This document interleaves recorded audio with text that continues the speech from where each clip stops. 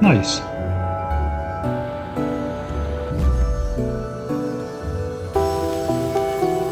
And the space science complete.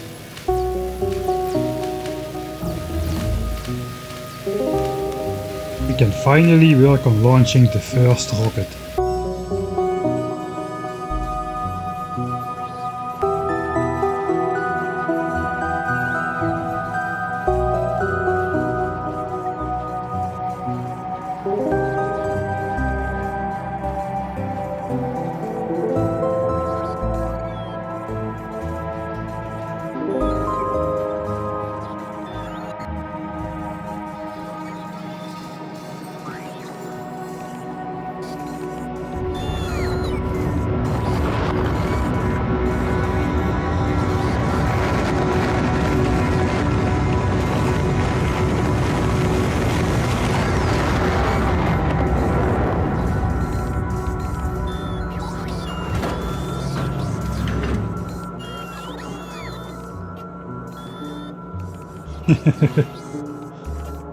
These holes they let go after the rocket launch sound was finished playing.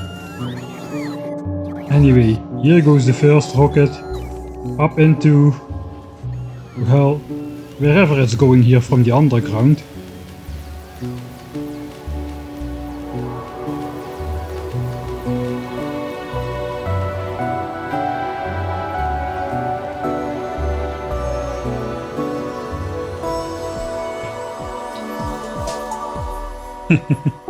Nice.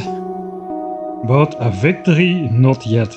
We still gotta go back to the homeworld, which will cost us another couple thousand of signs.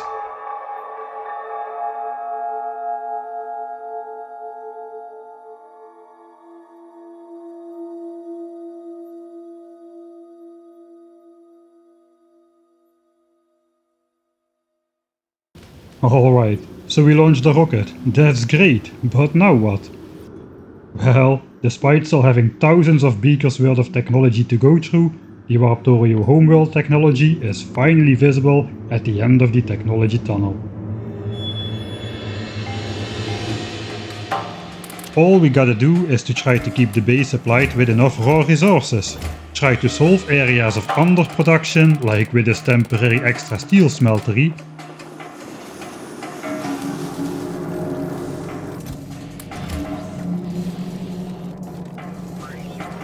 or by speeding up rocket fuel production a bit, as it's the slowest of the 3 rocket components right now.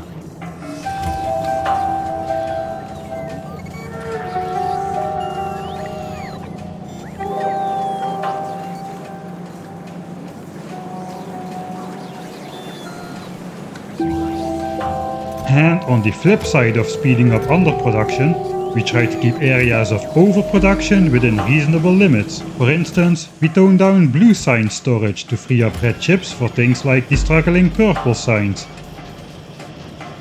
Make sure we don't store up multiple chests of engines up through bot frames to free up some steel. And while I originally planned to collect multiple chests of each Mark of Mark 1 modules for a very specific endgame reason,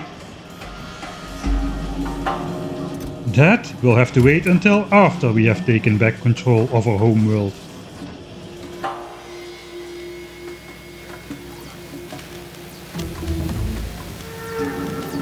Of course, we've also got to prepare the labs for space science.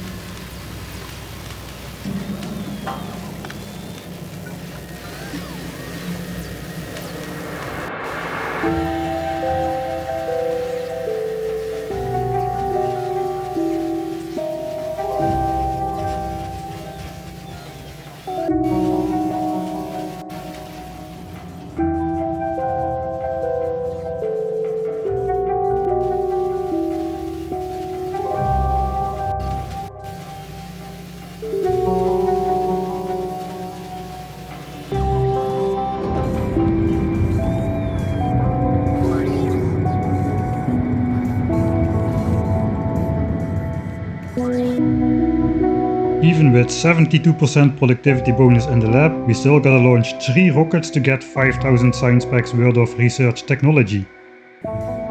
So we set this inserter to insert satellites as long as there's less than 2000 space signs left over in the chest. And there goes the second rocket.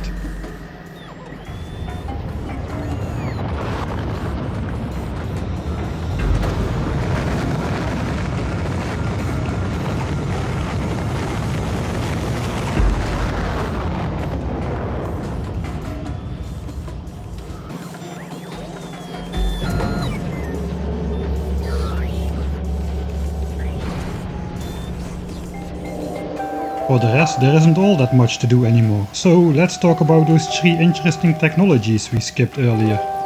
As you can see, here on the left, 2 new buttons have popped up.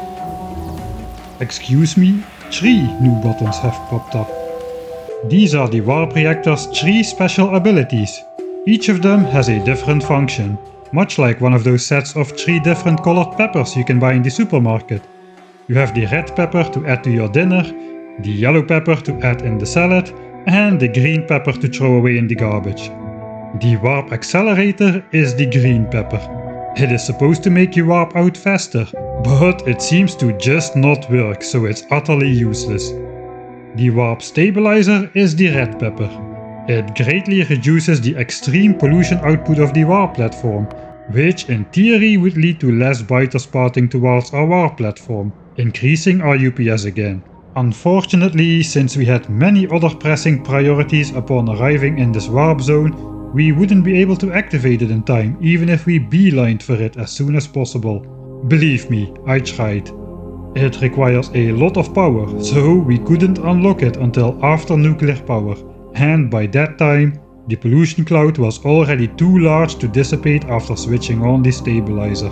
It takes hours before UPS starts rising again, and keeping the accelerator running is a time-consuming task, keeping us distracted from our goals, as the accelerator's power requirements keep going up every second it's on. Finally, we have the warp radar.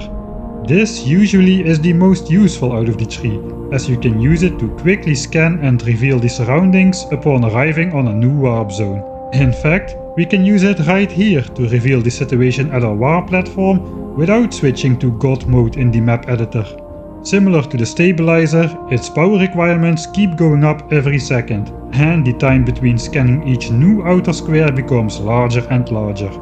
But out of the 3 Warp Reactor's special abilities, this is the one we will actually use in this playthrough to reveal as much of our homeworld as possible upon our return, giving away all the latest updates on the biters' whereabouts.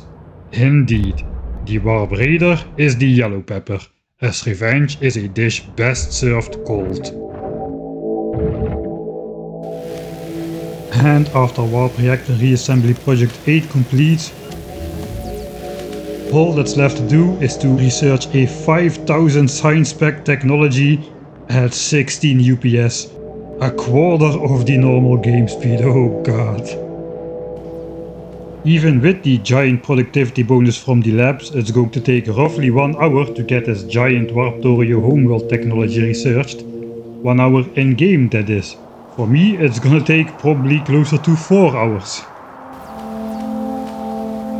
But as there's not really anything else we can do to speed up progress, as everything is basically automated as good as it can be, we can finally prepare the requirements for the Power Armor Mark II we researched all the time ago. That means 25 Mark II speed and efficiency modules, and we'll also make 2 Mark III efficiency modules for a yet unspecified reason.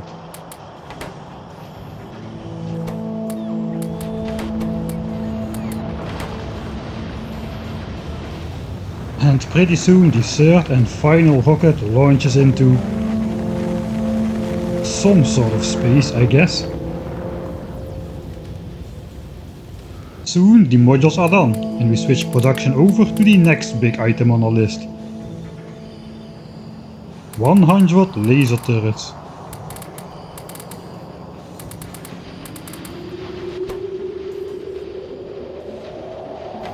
But we have no intention of replacing the gun turrets on our mining platforms with laser turrets. No, these laser turrets are for a different purpose. They're gonna be upgraded to 20 personal laser defenses within our shiny new Power Armor Mark II. We also upgrade to the Mark II roboports. For that though, we need to raid empty our old power armor.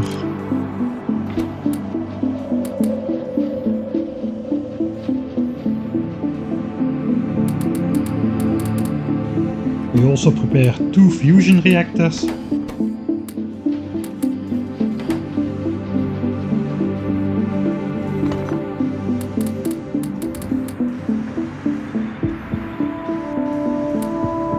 So we can power all of the Mark II batteries we're gonna make.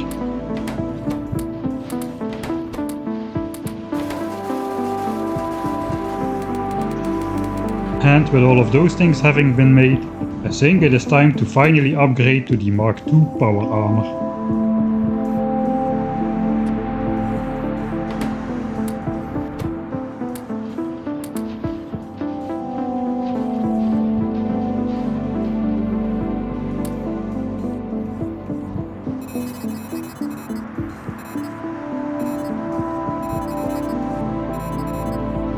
Nice. Next we start making 16 extra legs for some reason.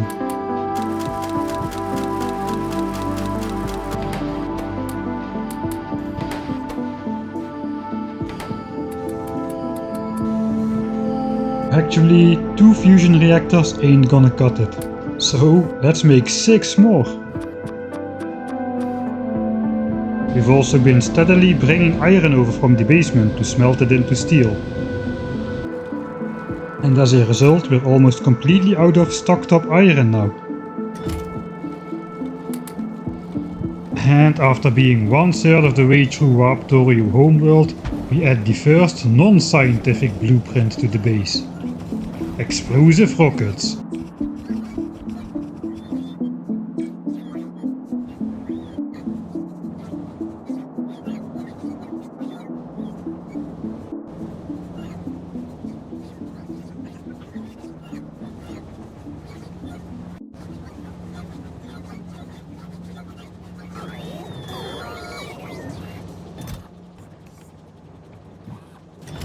Completely unrelated to those explosive rockets, we collect the seemingly random collection of bits and pieces in this chest over here. 50% in on the way to Warpzone homeworld, and I finally realize I'm going to lose access to all my external resources once I warp home. So that means I'm going to try to take as many resources from this planet as I possibly can. Although, since we're only using like 40 oil per second, this 1.4 million oil storage is gonna last us for over 8 hours. We already made enough shiny green rocks to double the Covrix enrichment setup.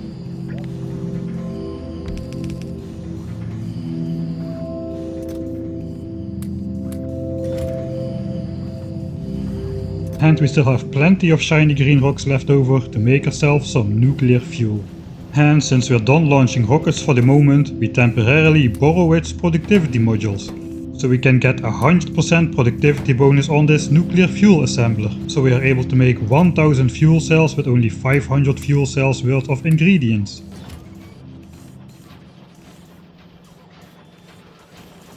Now, I don't always use energy shields, but when I do, it's when we're going to be jumping back to the homeworld woefully underprepared.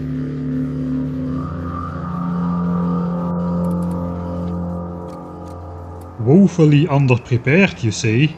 Well, while we go out on Warpzone 8's surface for the final time to pick up all our mining outposts in preparation of making our final warp to return back home, let me tell you about the special case of the Warpzone homeworld.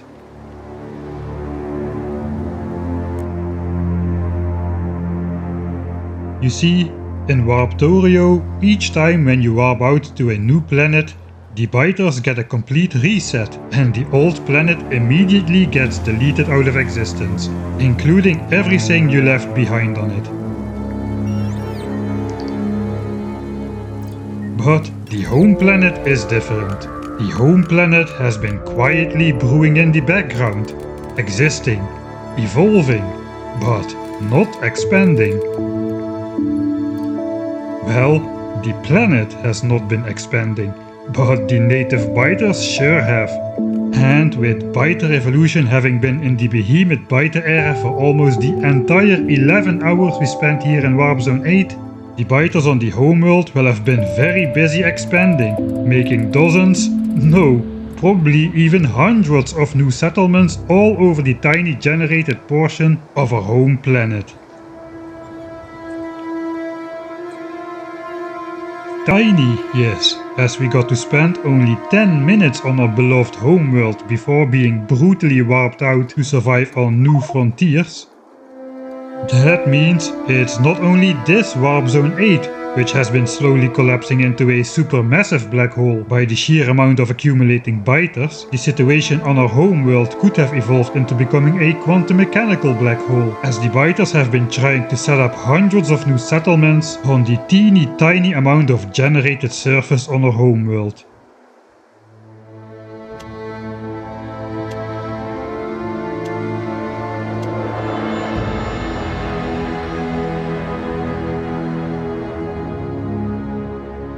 In fact, it is extremely likely that our warp platform will materialize right on top of a few Behemoth Biter expansions. And while we have been cowering underground for the entire playthrough so far, on the homeworld we will crawl out of our shell and face the enemy head on. And while normally Biter Evolution resets upon warping to a new warp zone, it does not reset when warping back to the homeworld. So, I hope you are ready for the final fight, the Behemoth Biter battle to end all of battles. Because sure as heck, I'm not.